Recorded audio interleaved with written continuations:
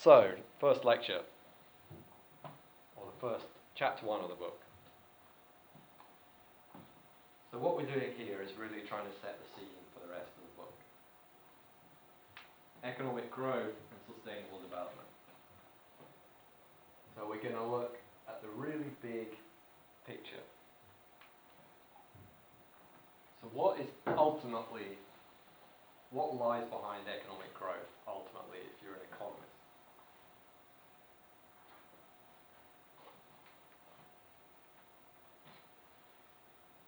What's the key factor that means we can raise the value of the stuff we produce? If we think about the economy in this kind of way.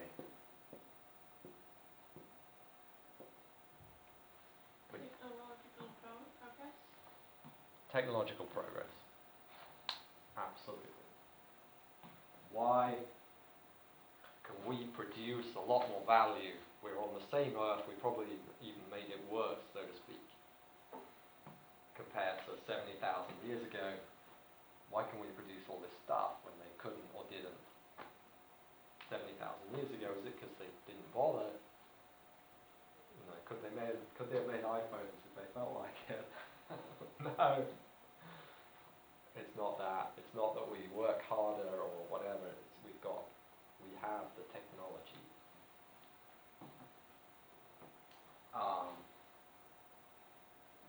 So technological progress is incredibly, incredibly fundamental to this course.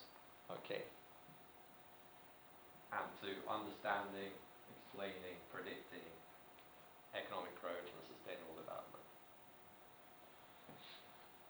And to understand the effect of policy instruments and whatever, you have to understand fundamentally behind everything is technological progress. But then the question is, what we're going to talk about a bit in this chapter really, is what we choose to do.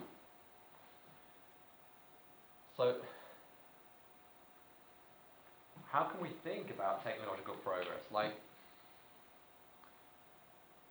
given technological progress, are we necessarily going to make iPhones?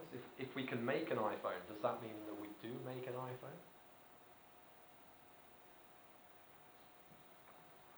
Obviously, a leading question, no.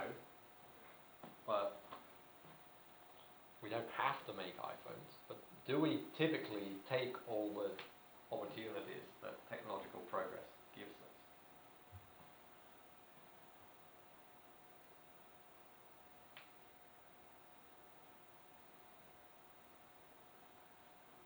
I would say no, but what? I mean, my point is, technological progress gives us, the more our technology improves, the more options we have, right? We could kind of wipe out life on Earth if we wanted. Maybe it would be really tough, actually, to completely wipe out life on Earth. That would be really, really tough. But we could wipe out all the big species, all the big land species, for sure. If we set off all our nuclear weapons. Or the only big animals which would survive. Yeah, the big animal species, the only ones that would have a chance would be ones in the sea. Create nuclear winter and so on. We have all sorts of options, right, through our technology. So technological progress, the more it progresses, the more options we have. The more control we have, the more power we have over the spaceship. So this is what I mean by the takeover, right? We never used to run the ship. We run the ship these days. In the same way that we run our houses. Like, I'm the kind of boss in my house, but you probably don't have your own house, but I kind of have my own house, together with my family. That doesn't mean I have total control. The mice still get in every autumn. But I'm still pretty much the boss. And it's kind of similar for the Earth, right? But it wasn't like that 70,000 years ago, and it definitely wasn't like that 500,000 years ago. We were just one species, a pretty irrelevant, or gratuitous of us, insignificant species in terms of our effect on other species, on the ecosystem, etc. There would be other species having way bigger effects than we did there.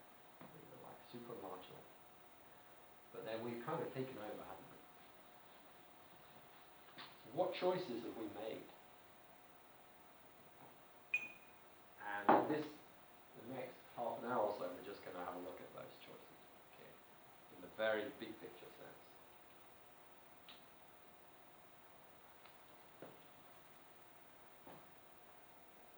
Okay. So let me think. Shit, I should have looked at this again. But yeah. Kind of thing, it's always tricky to remember the details. It's not really my subject. But the Homo genus, isn't it, evolved around about 2 million years ago. And then you have the sort of Homo habilis and whatever, and Homo whatever. Homo sapiens evolved about 300,000 years ago. Okay, our species.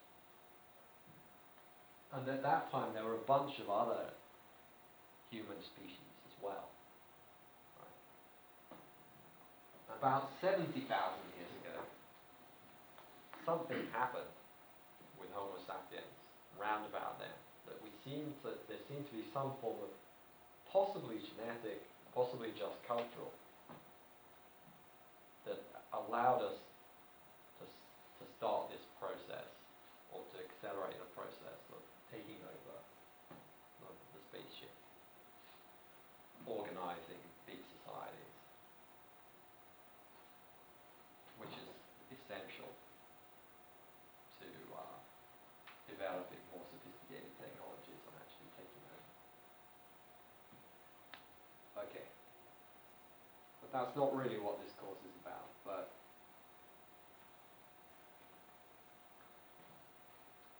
it's still important for this lecture just to get this overall picture. So what's going on here? Does anyone know what this thing on the right is? Oh, it's a blue tip. What's that in Swedish? Blåmes.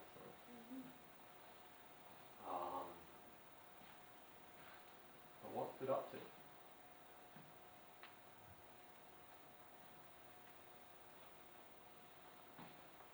Did anyone know what this is? You must have seen old. It's a milk bottle on the side. It's a milk bottle. Yeah. And what's a milk bottle?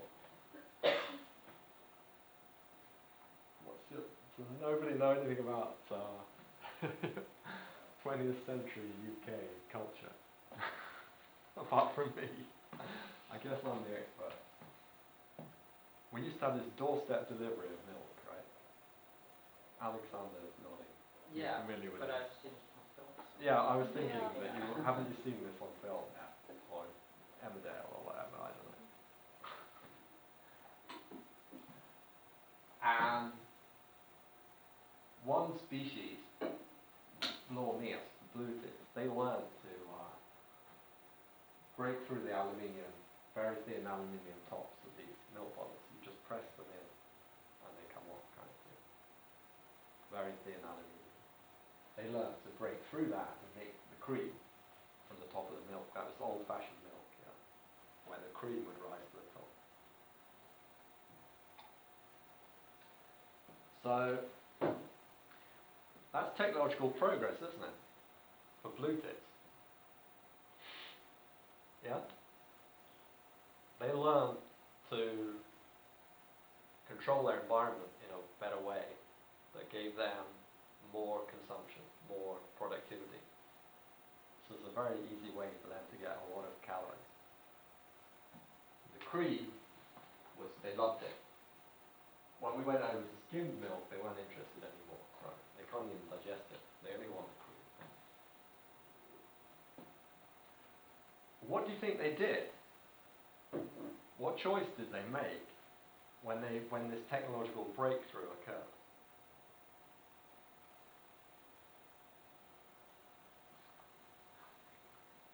Did they kind of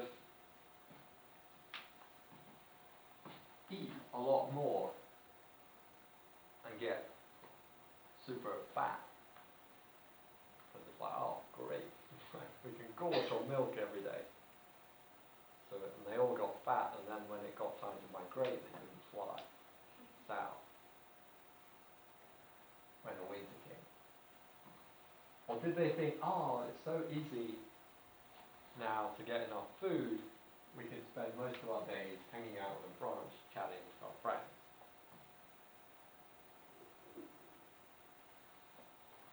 And not bother hunting for flies or whatever bluetips normally eat. Or did they raise bigger broods more successfully and increase their numbers over time compared to other birds? What do you think? The first one? The first one, yeah. For sure. Right. I'm no biologist, but I'm pretty confident it chose the first one. Yeah. I mean, we know that in good years when there's lots of insects or whatever, the birds, they have bigger broods, or they might have two broods and so on. Yeah. It's not like they think, oh great, we can sort of spend all spring hanging out and singing now because there's lots of flies everywhere. And of course, if you know anything about genetics, it's a no-brainer, yeah. This is how things work. We're programmed. We too are programmed for this. So what about us? What choices do we make?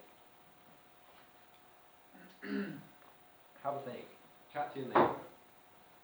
Think about remember we're on the 70,000 year time span here. So it could be different choices at different times.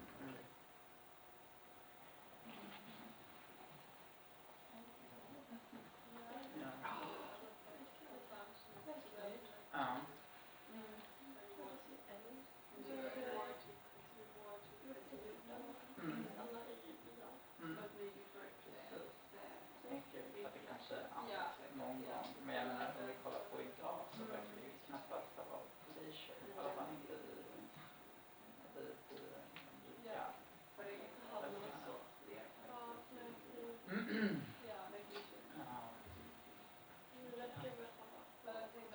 Ja. Overconsumption.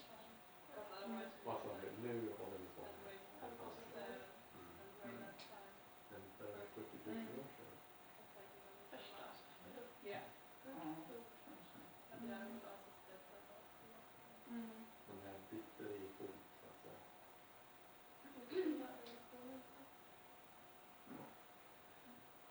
What about you?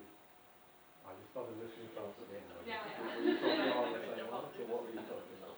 We said that first in the reproductive success and then consumption and issue. Right. Okay, so the short story is, from 70,000 years ago and up to around about the time of the Industrial Revolution, we were basically entirely focused on reproductive success.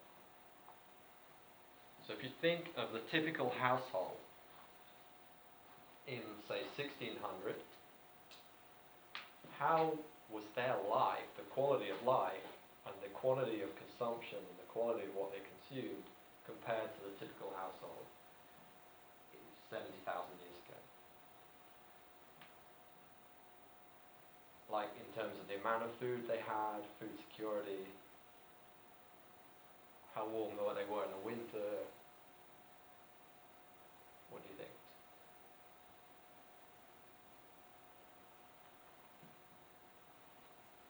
A sort of typical household, somewhere in Sweden, like where would the typical household have lived in 1600?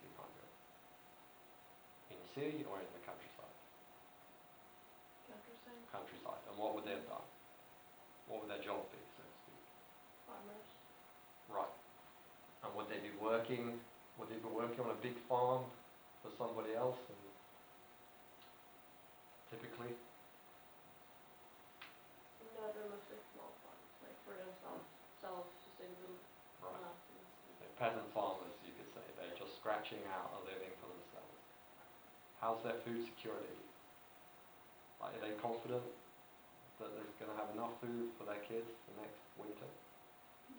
Not in the slightest. The standard of living is more or less the same as it was for the people 70,000 years ago. They're more or less on the edge of what is needed to survive, and not a lot more. Okay, you've got slightly better house and whatever. But on the other hand, 70,000 years ago, you weren't living in like northern Sweden. You didn't need the same quality of house. So what has technology done? But technology has got way better since 70,000 years ago in so many respects. But what has that allowed the human population to do? Why isn't it reflected in a higher standard of living? Because instead we expanded our numbers. Okay. So when we were just hunting and gathering, it's only relatively, with very basic technologies and whatever, only a pretty small number of people can survive per square kilometre or whatever. But as you develop better and better technologies in agriculture, etc., more and more people can survive. You have better and better reproductive success, but then the population gets denser and you stay on the edge. If you could somehow have kept the population down, then everybody could have had it better instead. Well, that's not how it works. But then there was a thing called the demographic transition, and we actually started controlling our reproduction. And instead raising living standards per person. And then the focus has been on consumption, mainly. To some extent we take more leisure, but not to anything like the extent to which we consume more stuff. Right? So we've mainly used the possibilities given to us by technological progress to raise our consumption rather than to increase our leisure time.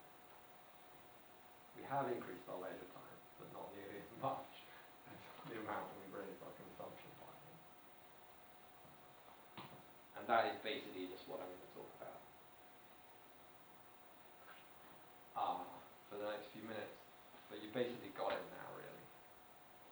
So this is just some data. It's obviously like super uncertain, this data.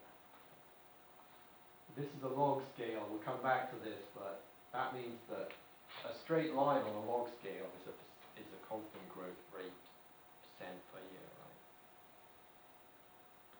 So here we've got very slow technological progress and very slow growth in population. And around about here things start accelerating, which allows the population to grow faster. We don't have Björn, I guess, is the kind of agronomist here. So what happens here?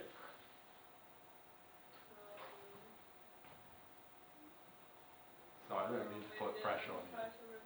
Yeah. The agricultural revolution. We basically learned to do agriculture instead of hunting and gathering, right? Which means that it's massively more productive per hectare in terms of getting the amount of food from a hectare of land. So that, as we kind of got better and better at agriculture, that allowed a massive expansion of population. But hardly any increase in living standards.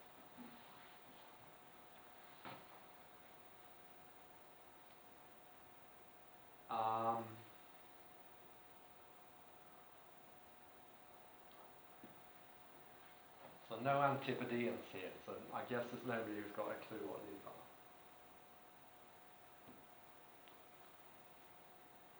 Last year we had someone called Mullah in the class. These are actually moa. Does anyone know what moa are? birds, there used to be about 20 odd different species of them in New Zealand. They're kind of ostrich size now. Do you know when humans arrived in New Zealand?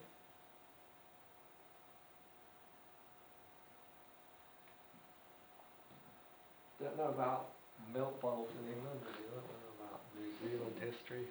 I don't know, where's it been? It's quite amazing. It's only about 800 years ago. Okay, the Maori arrived in New Zealand.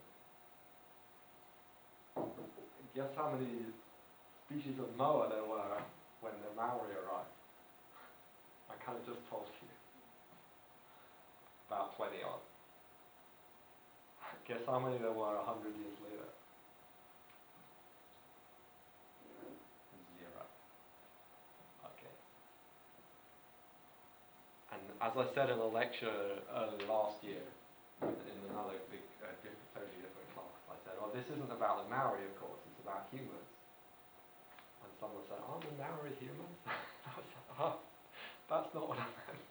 It's about humans as a whole, not about specific Maori. Yeah. It's not like the Maori are sort of savages or whatever. We're savages. This happened all over the world. Whenever we got somewhere new, there were all these big, tasty species, and we kind of wiped them out. Same thing happened in North America 50,000 years ago, for instance. Giant sloths and saber-toothed tigers and God knows what. Either they're tasty or they're irritating. Mammoths, woolly mammoths. We wiped them out wherever we found them. So that's just to make the point that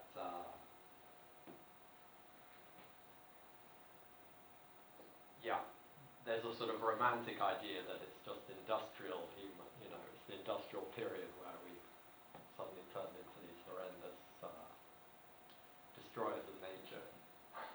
That is a very idealized picture.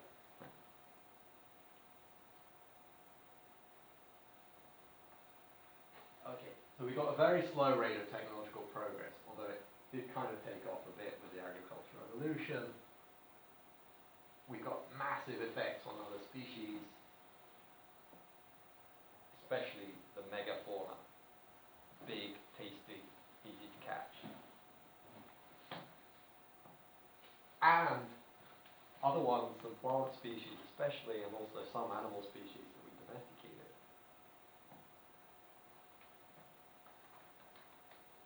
Key innovations, I don't know, what was I thinking of there? Agriculture obviously is a huge one. Clothing was a massive one which came earlier, allowing us to go into colder places and so on.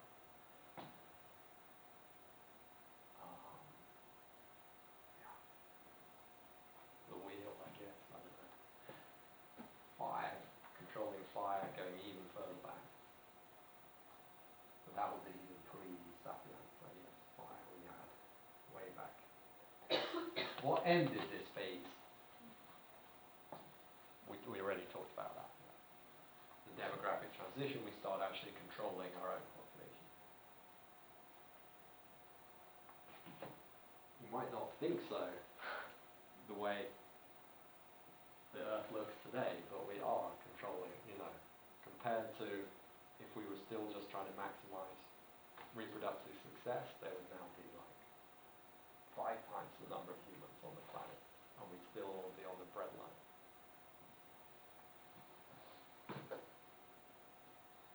And of course, as you know, I'm sure most of the richest societies on the globe, and if you take the people who are born in those societies and look at their rate of reproduction, it's typically per female, it's well below 2 in almost all societies. So even some of them, the population's going up, like Sweden, but that's basically thanks to immigration. If you look at the reproduction of the people who are born here, it's like... So that phase is very much ended. almost all societies, if not all. Okay. But then since there's a sort of transition period between 17 and 1800, and of course for some societies moving in more towards 1900, where we start shifting over to increased consumption rather than increased population. Population is still going up, and consumption is going up even faster. And of course in the richer societies, the population is stable, and consumption is going.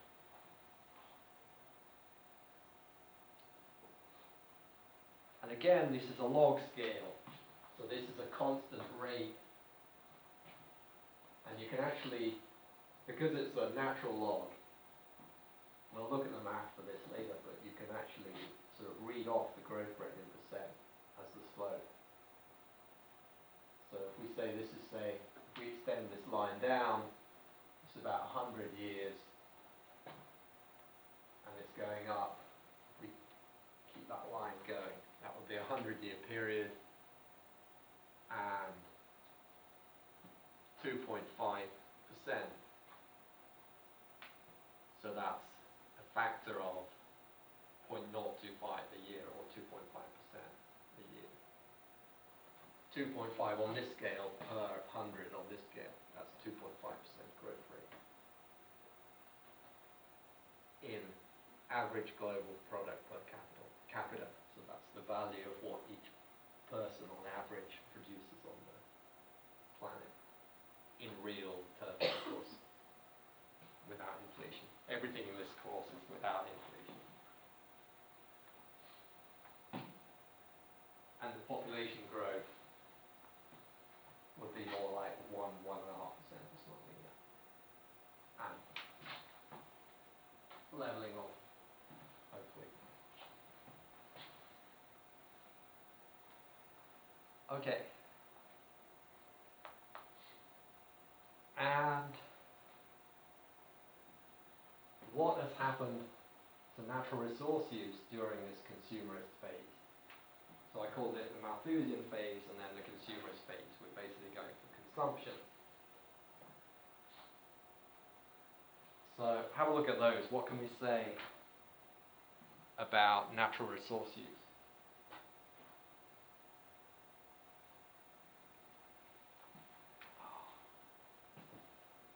This is super, super important. We're going to be talking about this throughout the course. So you might as well get your heads around it. Have a careful look at the axes, the scales.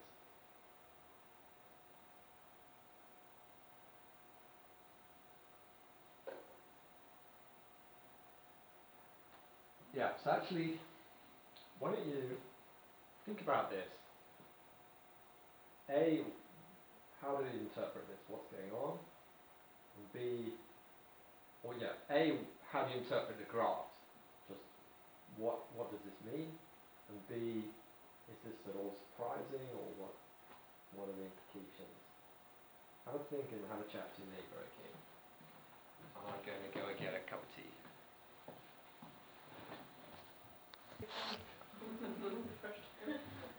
Okay, what have you got for me?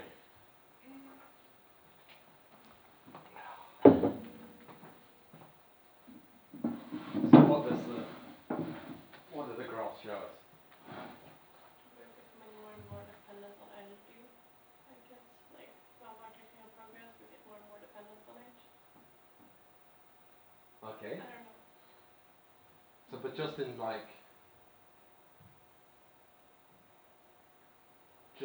reading the graphs, what are they showing? Without putting any interpretation onto it, but just like what's the information in the graph in words, kind of. The metal extraction and primary energy use follows the global product trend. Right. So that's one thing. And what is that trend? Increasing. So again? It's going up. Right. And in what way is it going up? Given that it's a log scale and the sort of long run is more or less, constant slope, so that means it's kind of what I said 10 minutes ago, but I said we talk more about it later. But it means it's a constant growth rate in percent. That's exponential growth. And again, we could actually read off the growth rate. Here it's like 150 for 4 units of growth.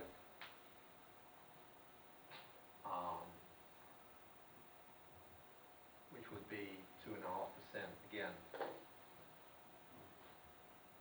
But I guess that's averaged over this period. I think this is for total rather than per capita. So then that would be driven partly by population growth and partly by more per capita. I'm pretty sure these are total rather than... If it was per capita, they wouldn't be quite as steep, but it would be the same pattern.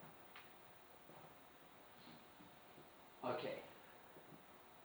So energy use has kind of tracked global product and metal, in tons of metal that we dig up per year, has tracked global product. So when global product has doubled, we've dug up twice as many tons of metal per year in the 20 years later or whatever we were doing.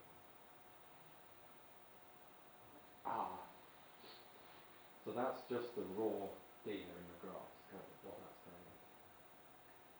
But then it's like how to interpret it. What is the zero on the metal extraction? What does it mean when it's right? So what we do, what we've got is a series of points. So if we've got, say we've got like 1900, I'm going to do a bit of math now, okay, kind of, 1920, 1940 and so on. And imagine we've got a point for each of these years, okay. And then the data could be, this could be 1 million tons per year. And this could be 2 million tons per year. And then if it's a constant growth rate, what is this going to be? You fell into the trap. Think again. 4. Yes, well done. You got it.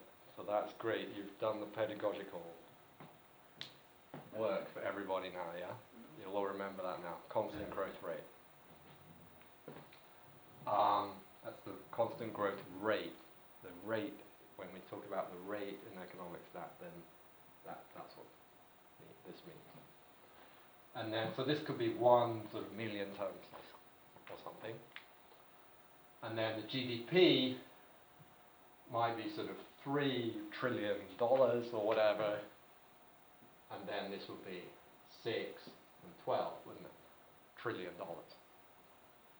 But then we could sort of plot those on separate graphs with like $1 trillion here and million tons here, and we get these different curves, and it would be like, okay, but what's okay, they're both growing kind of exponentially, but we don't really know. Okay. So what do? We plot, so if we call this R and this Y, we plot the log of R over R naught, where R 1900, so to speak. Okay, and this is a natural log.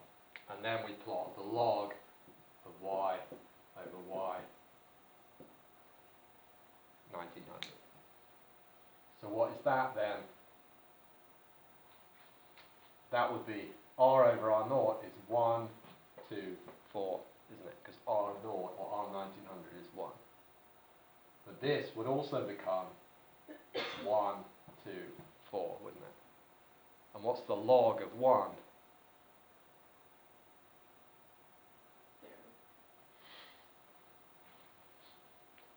what do you need to raise e to the power of to get 1? E to the naught is 1. Log of e to the naught is log of 1.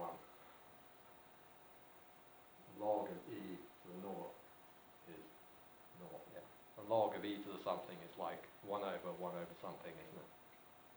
You're reversing. Yep. Log 1 is naught. Okay. Does that help? So that's what we're doing. And then you see it's so much easier to interpret. If you compare to I rubbed them off, drawing those curves with different scales, and it's like, okay, here you can see if this steepens, the growth rate increased. And if one is a bit steeper than the other, this is growing faster than the other. Whereas in these graphs, hypothetically, if we draw something with different scales, okay, they're both growing a lot. That's pretty much all we can get out of it. So that's why we take a log. And then normalize by the start value, typically.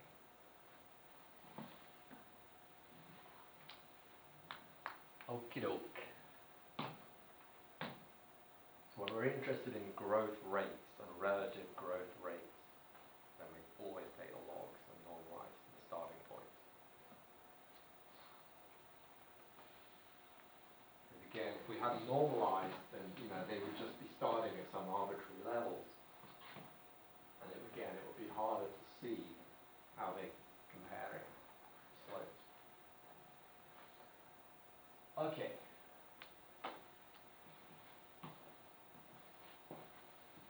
So thanks, Ian. Good question. So then, what is this like surprising, or do you stick with what you were saying before, Janina, or that we're kind of more dependent on energy, or?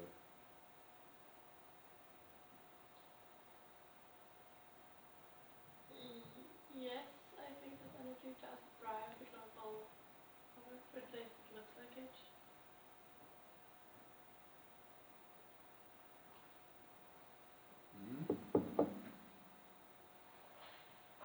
I would say the energy is getting sucked in rather than driving.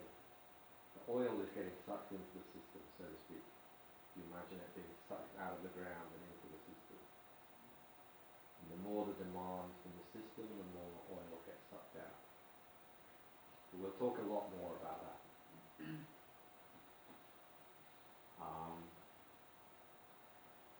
But is it odd that when we produce twice as much stuff, we need twice as much oil, so to speak? So primary energy use, that's like tons of oil, barrels of oil, tons of coal.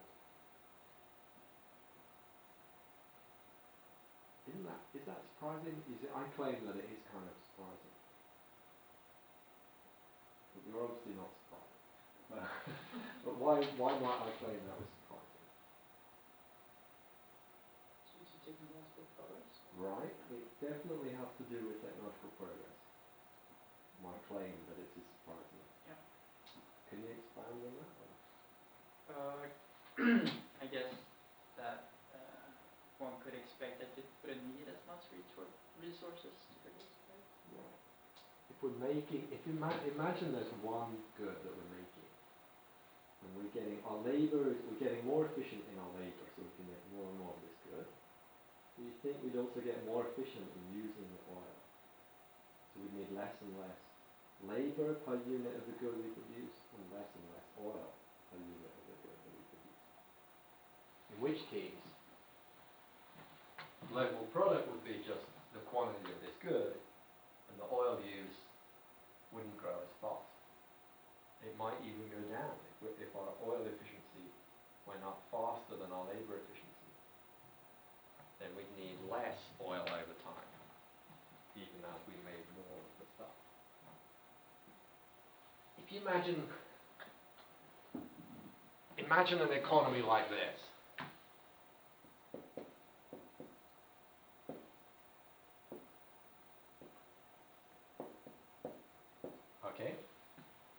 this is power stations making electricity. Okay? And that's the only thing we need coming into here apart from labor, and then we take raw materials, which we'll assume for now are free, to make a bunch of stuff. So we're interested in the energy inputs here. How much more efficient have we got in turning, and in this sector, we've got these people here in the energy sector. Some of them are working in mines, some of them are working in power stations, etc. This is a whole bunch of stuff going on here. And this is them delivering electricity to here. How much more efficient have we got in terms of turning a ton of coal into kilowatt hours of electricity from, say, 1900 through to 2019?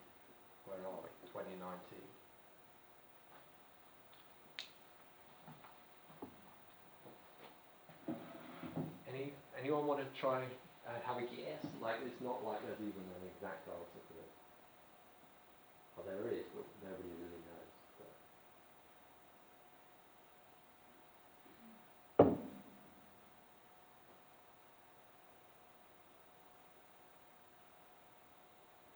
Like, is it like 10%?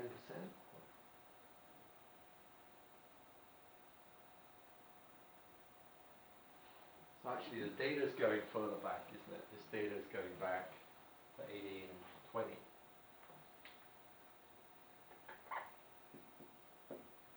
So then it wasn't even electricity, but we were delivering power to the producers in other forms, weren't we? Through steam engines and so on. We're delivering motive power. So how much do you think efficiency has gone up in terms of delivering power to these guys from this sector? In terms of the amount of power you can get into here from a ton of coal. Not much. More efficient. You don't think so? Or, I don't know. So, the thing is, that looking at that data, you would think not. Yeah, you would think, well, it doesn't seem to have got much more efficient. But if you look at the micro foundation, so to speak, and look at how we're actually producing power. So, round about here, I can't remember exactly when Watt came up with his steam engine. It's not long before here, I don't think. So this is like the first steam engines that are really usable at all are coming online about here. What proportion of the potential chemical energy in the coal do you think those steam engines are turning into power? It's like maybe 1% or something. I mean, they're incredibly inefficient, yeah. Does anyone know what proportion of the energy can we turn into electricity in the best modern coal-fired power stations? So there's like thermodynamic limits and stuff, but it's like 60%. We've probably got something like 50 to 100 times more efficient in terms of taking primary energy like coal and turning it into useful work, so to speak. If that was reflected here, what would happen to the continuous line here? It would be like this, yeah? Because that is a phenomenal rate of technological progress. 50 times. What's that? 5 million% or something? No, what is it? I don't know. It's a huge rate of technological progress anyway.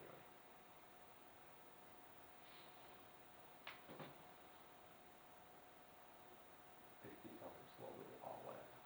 It's not 5 million, I don't know. 5,000%, I guess it would be. Over the entire period. That's odd, isn't it?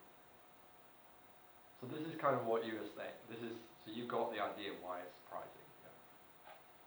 But surely, shouldn't technological progress in the efficiency with which we use this stuff, metals and energy, shouldn't that mean that the physical quantity of primary energy inputs we need and so on shouldn't go up at the same rate as the value of what we produce? It should go up much more slowly or even fall.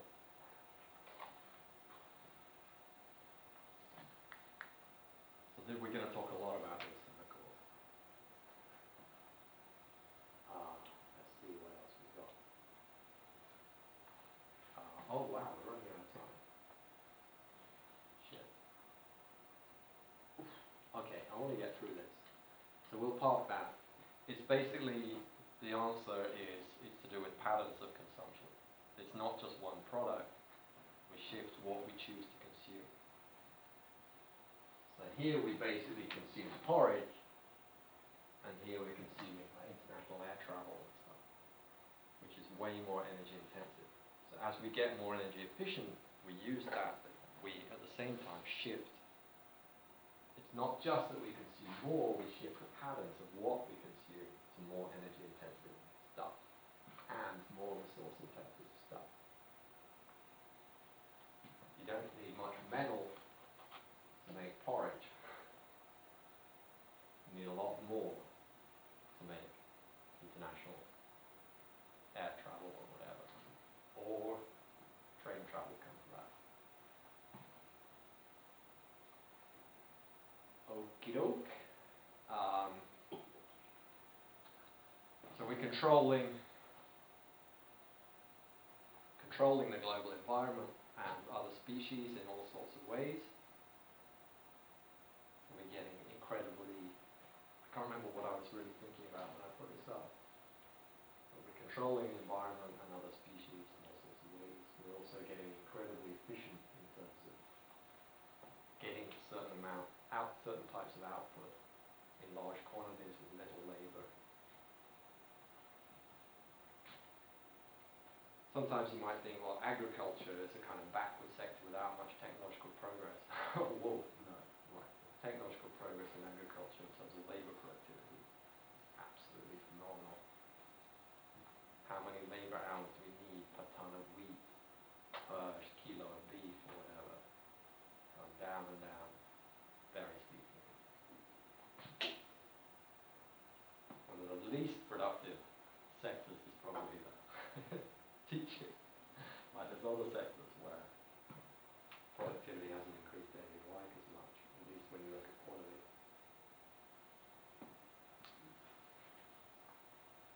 What about pollution? So you might think if this is the trend for use of stuff, like what comes from burning coal, well, we get all these pollutants. So maybe you think the pollution curves would look like this too.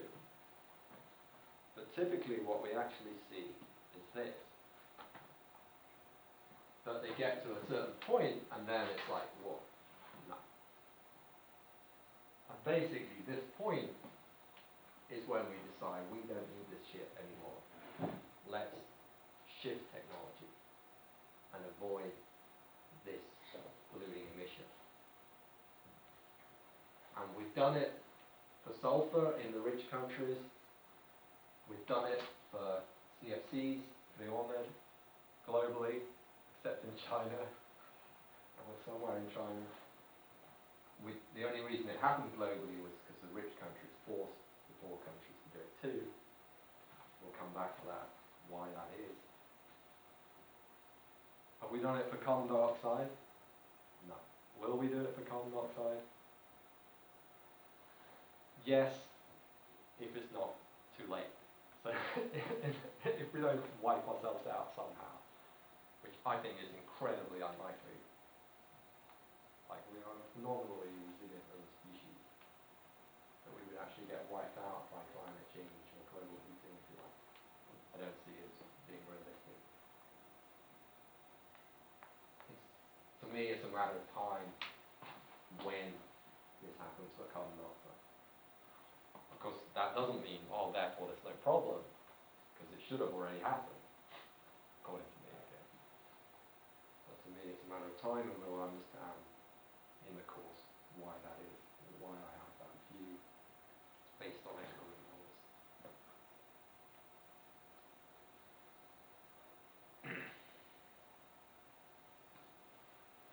So, what's happened, summing up a few things we've talked about: rapid technological progress, labour productivity and energy productivity, for instance, has gone up very fast. We haven't chosen not to have much more leisure, quite a bit more, but nothing compared to the raise in consumption. Therefore, production and consumption have gone up massively, driven by this productivity. If we keep working the same amount, but we're way more production, and that, according to me, then sucks in more and more resources. And we've also shifted consumption patterns. If it hadn't been for that, we wouldn't have needed so many more resources over time. But because we keep shifting to more resource-intensive stuff, that counterbalances the effect of energy productivity, resource productivity. And for many pollutants, we see, this is the environmental Kuznets curve, that we get to a point for each one and say, let's just switch to this other technology which doesn't involve this pollution. What might end the consumerist phase may be, remember the alternatives for the blue tips? Maybe we'll decide to all chill out at some point and live in some kind of eco-topia. I'm sure there's films about it. Sort of Brave New World, but that's more of a dystopia, isn't it? But maybe in the future we'll all sort of chill out, have fun, consume iPhones and things as well, but not as much, or not at a constantly increasing rate, and give space to nature and whatever. We can do that if we choose to, yeah. Even today we have that option, but we don't choose that at the moment.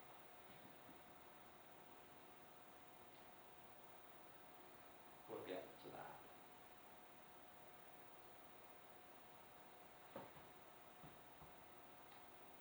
There's also a factor we're not going to talk much about in the course, which is that maybe we want to sort of chill out, respect nature and so on, but we just sort of screw up.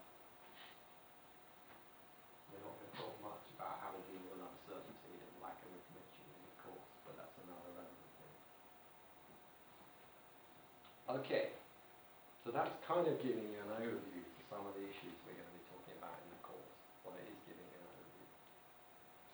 We're going to be pretty quick on the Malthusian stuff.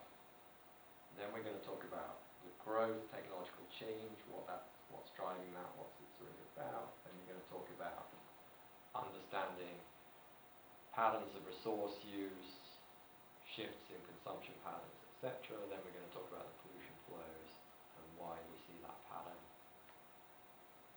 And we're going to end up talking a bit about leisure and why we choose to keep working, whether that's a good idea or not. And I'm going to stop there. Oof, yeah, sorry to go over time. I'm even, it's a half day for me, so I'm biting into my leisure time now. So thanks very much for coming. And yeah, stick around if you want to ask anything or talk about anything. But otherwise, is it Tuesday next week, isn't it? Yeah. Or is it Wednesday? I think it's Tuesday. Yeah. And make sure you look at the videos before that. Okie doke. So the videos will be like